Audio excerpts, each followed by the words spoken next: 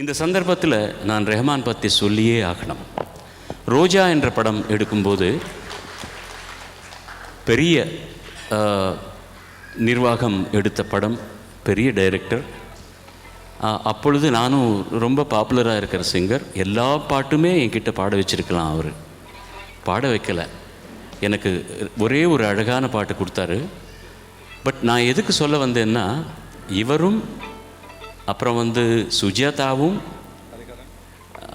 Hari already established singer, மின்மினி, இவங்களுக்கு ஒரு பெரிய படத்தில் அவர் முதல் படத்தில் அவகாசம் கொடுத்துருக்கார். காரணம் என்ன தெரியுமா? விஸ்வாசம், நன்றி.